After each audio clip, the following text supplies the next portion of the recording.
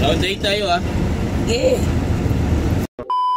1670-50 nga pala yung dala ko ngayon, Hino. Dahil 3 araw nga ako hindi nakabiyahe, nanugis ako ngayon. Dahil para makabawi ako sa ilang araw na hindi ko naibiyahe. Kaya ito, kinontrata ko ngayon dati kong driver na mag-round 8 kami ngayon. Pag ganito nga palang galing sa pahinga, sinisipag talaga akong bumiyahe. Kahit paabutin ng magdamag, okay lang sa akin basta kumita. Kitang-kita talaga lalo pag ganito yung sakay. Puro upuan. Sa mga oras na nga pala ito, pabalik na kami ng FBR terminal. Pagdating nga pala namin ng terminal, naghintay lang kami ng konting oras, pumila na din kami. Around 3 na nga pala namin to at nasa bandang alauna na ng hapon. Tapos pagdating nga pala namin dito sa may NLEX, medyo mahaba na yung traffic pa uwi. Pero okay lang, kahit pa traffic yan, babalik at babalik pa rin kami. Magra-round 8 pa rin kami ng driver ko. Pag ganito nga pala ang sitwasyon, mapabanggit ka na lang talaga na traffic ka lang. Patay gutom kami. At pagkadating nga namin ng Doroteo, tapos nga namin mapababa yung mga pasahero. Eto, tumidlip muna kami ng driver ko habang hinihintay yung pila sa may Ayala Malls. Dahil dun nga pala yung schedule ng unit na to. Maya pa lumapit na rin kami sa may Ayala. Dahil malapit na rin kami pumila. Bigla nakakapanibago nga pagdaan namin dito sa Dangwa, malinis.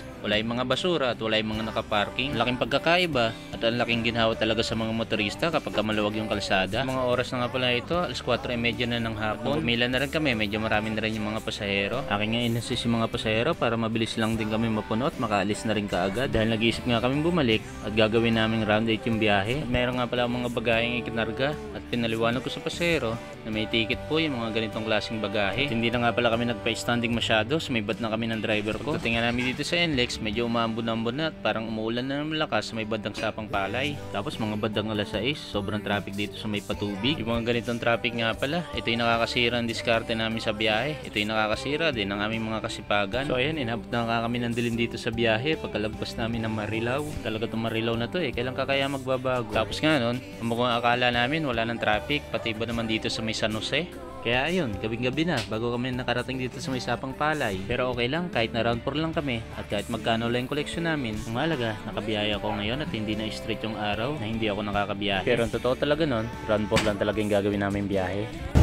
Round 8 tayo ah. Okay. Mabukas ang iba. Ah. Round 8. Dalawang araw. Dalawang araw.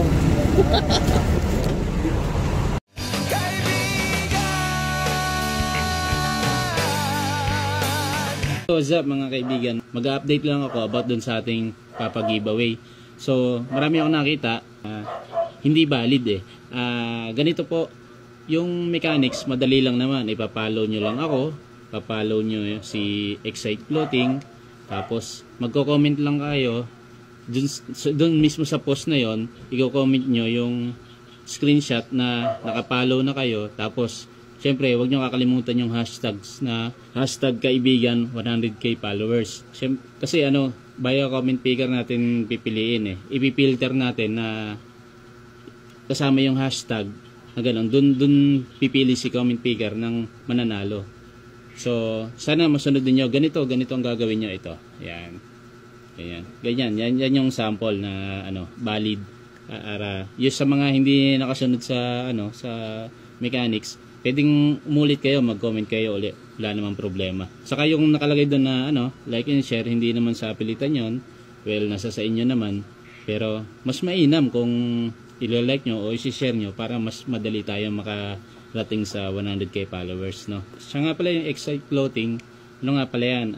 Isang local brand na hindi pa naman siya masyadong sikat, pero kumbaga yung level niya parang kagaya na rin nito ng mga ito, yan, kagaya niyan, kasi kasama siya sa billboard, di ba? Kaya yung price niya hindi rin basta-basta. Kaya so sali na kayo sa mga hindi pa nakakasali, mag-comment na kayo, entries na kayo, basta sundan nyo lang to, yung ganito, yan, ganyan. Doon kayo sa mismong post mag-comment, tapos din paki-share na rin. Tapos pwede nyo ring itag, gano'n. Pero hindi naman siya kasama sa mechanics, pero mas maganda para mas mabilis tayong makarating sa 100k followers. Para ma-live draw na natin, tapos ipopost na lang natin yung mga hindi makakapanood, ipopost naman natin sa ating FB page kung sino yung mga mananalo. Bale, 5 mananalo ng 200 pesos na GCash, tapos select din ulit ako ng 5 mananalo ng perfume, yan. Tapos yung damit na ganito, shirt, hindi naman to cheap. Kumbaga, nagre-range to na sa around 600 to 800 pesos, ganon, di ba? Hindi na lugi. Kasi nag-comment ka lang naman tapos bigla ka mananalo. O, saka maraming chances, maraming pwedeng mapanalunan. So kayo ng mga bahala, mga kaibigan. Comment lang kayo para sa mga entries. Peace.